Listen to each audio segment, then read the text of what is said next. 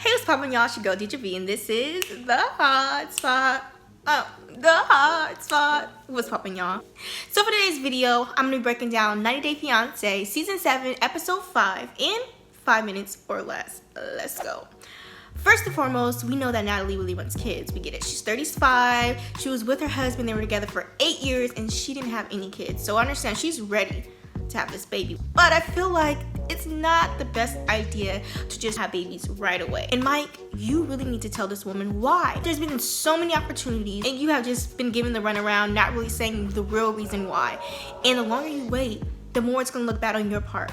Please, just tell her. Honeycomb altar. Does that give you guys a hint of who I'm talking about?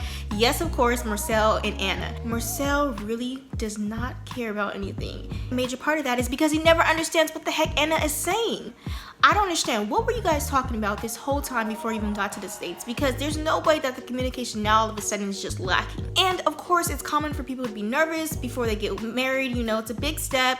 But I feel like if you're having a mental breakdown while you're wedding dress shopping, it's not really a good sign. So how did Miguel become the middleman between Annie and Robert during this boxing? I feel like he just came there to, you know, give you guys some pointers, and all of a sudden he became a marriage counselor. Which brings up a good point.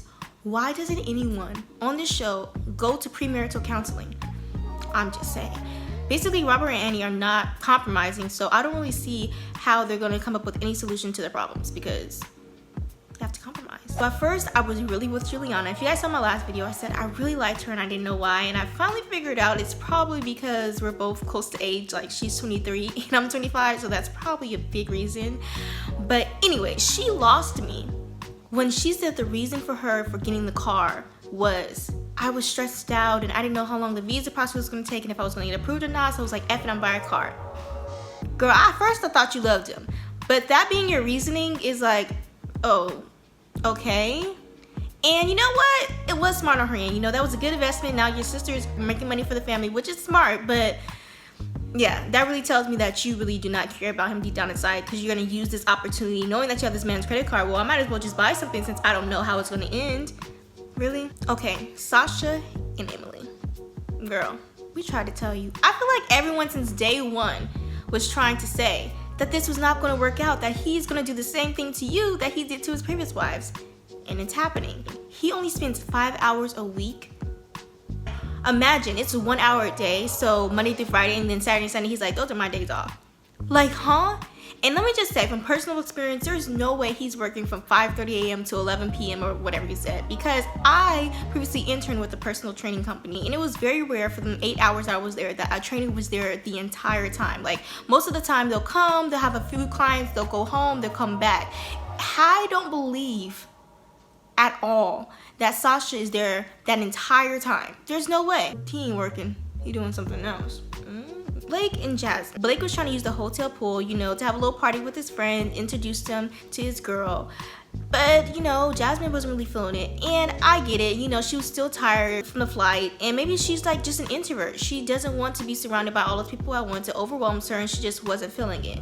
Okay, I feel it, girl. I feel it. But then at dinner, when you told that man that you don't like to eat and talk at the same time, Blake, she's just not that into you. Please don't let her fool you anymore, because really, you don't. Okay, the food's not that good, okay? Last but not least, Tanya. Why couldn't you just wait until you got back from Costa Rica to have St. John come? I really am so confused. Like, it makes no sense to me.